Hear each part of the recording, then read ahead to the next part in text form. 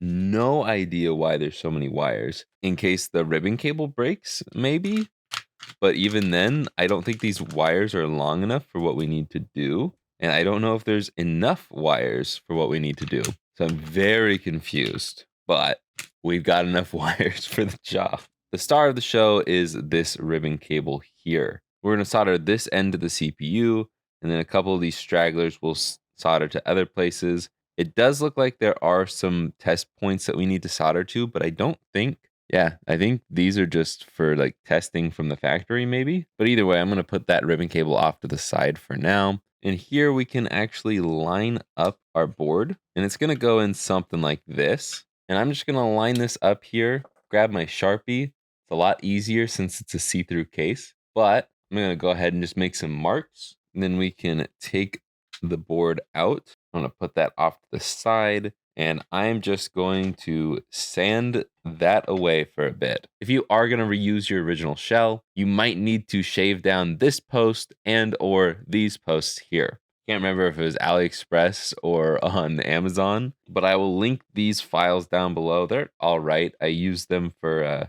another project that you'll see soon enough, but I'm just going to sand this down a little bit. It doesn't need to be too much. Okay, I sanded it down about this far, and it's pretty much just the entire height of the port. This should be fine, but we'll see when we get there. And we can put that part of the shell off to the side and put our motherboard front and center. This one here is our CPU. We're going to be soldering this ribbon cable to this side of the CPU along all of those pins. And honestly, I was going to get out the microscope, but I think I can do this with my own two eyes. So I'm going to try it. I'm going to grab some Kapton tape real quick. I'm using this to hold down this ribbon cable in the spot we want it to be, which is going to be stretching from pin 6 to pin 25. There are little white dots every 5 pins. So we're going to start by lining it up on the pin right next to that first white dot, and that should line everything up perfectly. I'm going to put a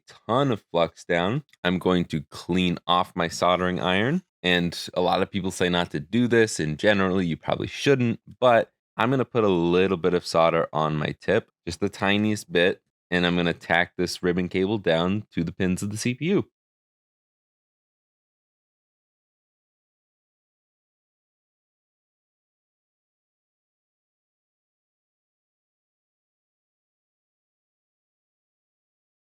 Just doing a bit of drag soldering here. I'm going to add a little bit more to my tip here. Everything looks decent, but it doesn't look like there's enough solder connecting each of those pins.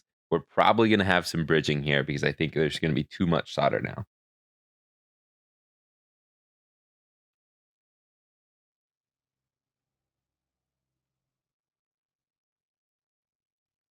That's all right. Definitely some bridging, but we're just going to put some more flux down. I'm going to spread it all around.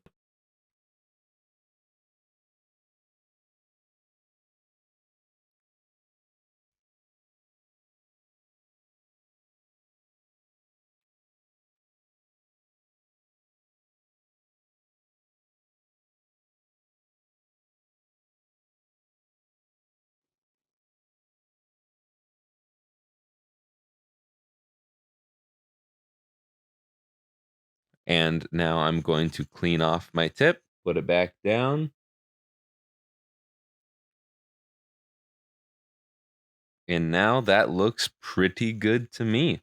Look at that. Perfect. Thank you, macro camera on my iPhone. From here, we're not done soldering though. We've got a 5-volt line on this, I'm assuming, power regulator over here. We're going to solder this thing to. And then this end is going to be soldered to this chip, which will be this chip, the second from the left on this side of the board, or this side of the chip, I should say.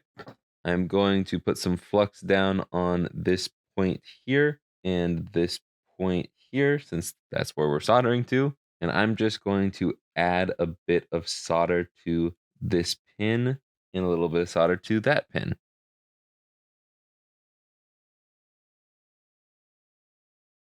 This one is being super stubborn, so I'm actually just going to tape this one up, and I'm going to use one of the 80 wires that they included here. And according to this, it's going to be the con, so I'm going to put a dab of solder on the con part. Boom, just like that. Then we can take the wire, solder that down. We can take the other end of the wire that is going to be much more forgiving and solder it to that second pin from the left on this side of the chip. And then I'm just going to maneuver the wire so it's not interfering with any screw holes or nothing. And then this side should be a lot easier to solder the piece of ribbon cable to, but that's not the cleanest joint, so I'm going to put some more flux down. I'm actually going to turn up the heat a little bit from 300 to 330, and then there we go. Much cleaner. And we are done soldering, I believe. Folding the ribbon cable, something like that, will get it out of the way,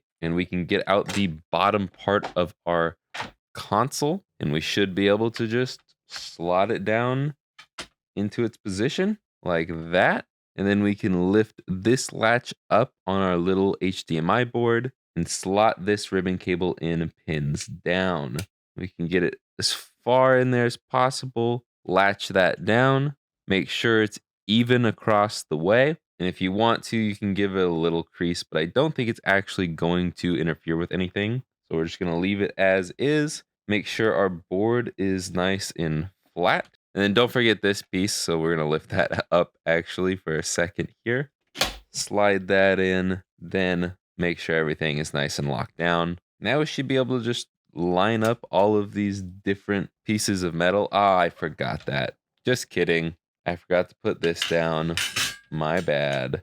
Not used to so much RF shielding. Put that down. Then we could put this down. And still don't forget this piece. And then we can fit all of this in here. Okay. This piece, then this piece, then this piece. Okay. That makes sense. Then this piece goes this goes underneath there. Yeah, that's what it is. How could I forget? Hopefully you're following along because I still don't really know what I just did. I'm going to start by putting in the 2 long screws.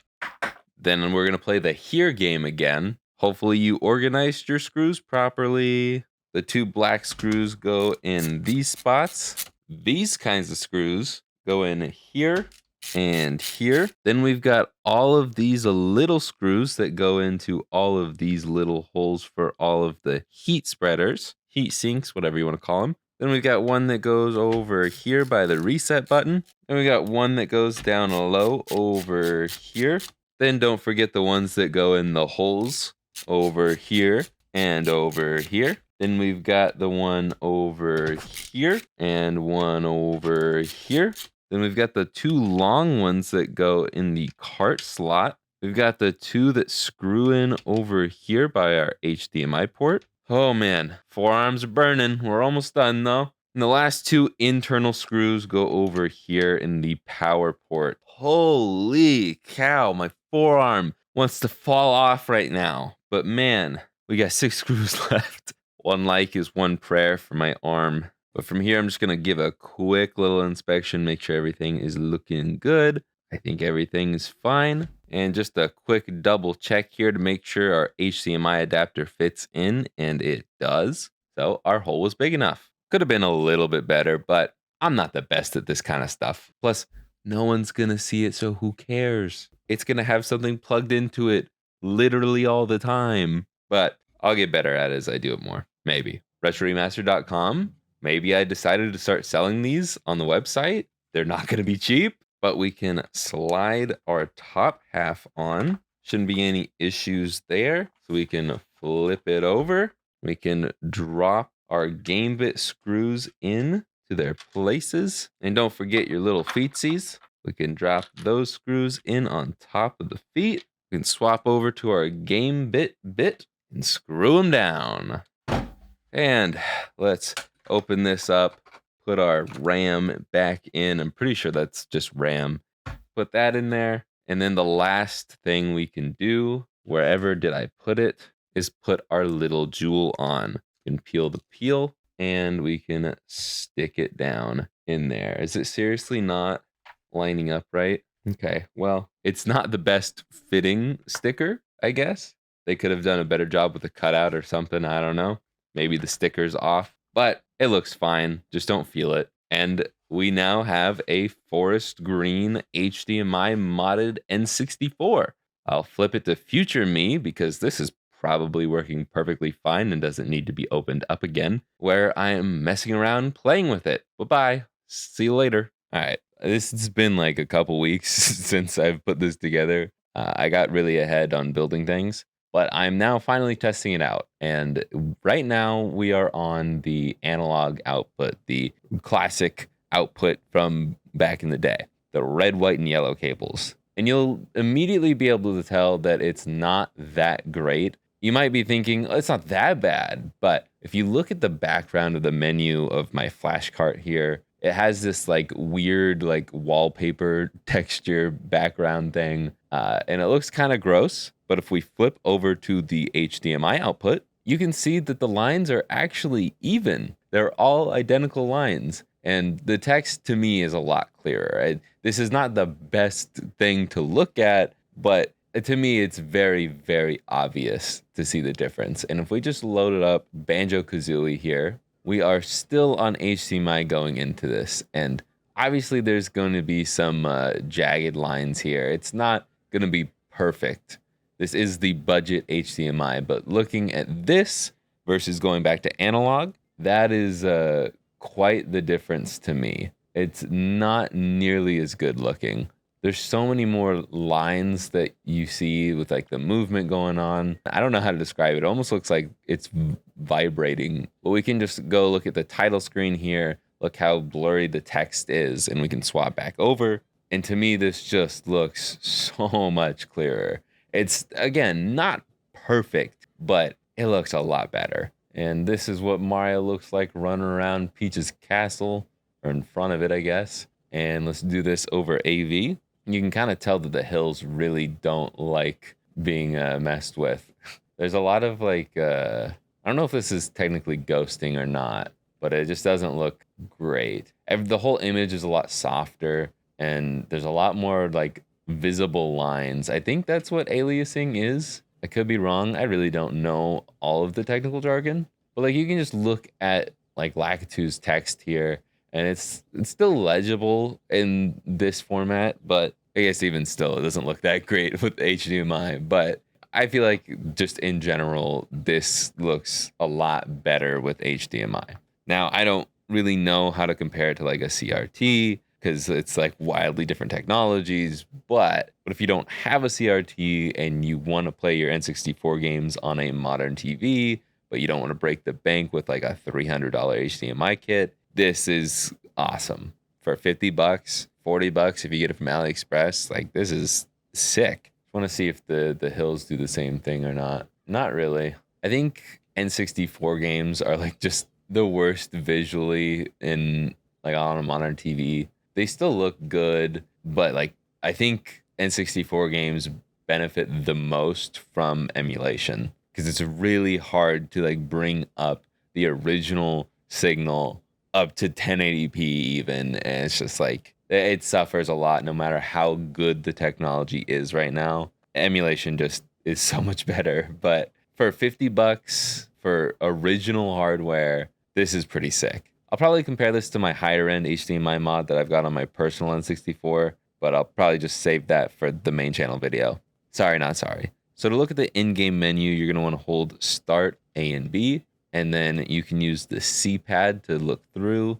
We've got Dynamic, which looks disgusting, Standard, which looks good, and Mild that is just not as saturated for some reason. That's all we got for video modes. We've got the different color modes if you want to do black and white, and then horrendously mutilate the different colors. Just give it random hues. And then you've got the different aspect ratios. This is 1 for some reason. I don't know why it's like, it must be integer scaled. I don't know. And then we've got 2, which is almost 16 by 9. And then 3, which is 16 by 9, but I don't know. It seems like there's a little bit cut off on the edges. I don't know if that's a big deal or not. Even still, this isn't quite tall enough on top and bottom for my TV. I don't know what's going on. Okay, that's it.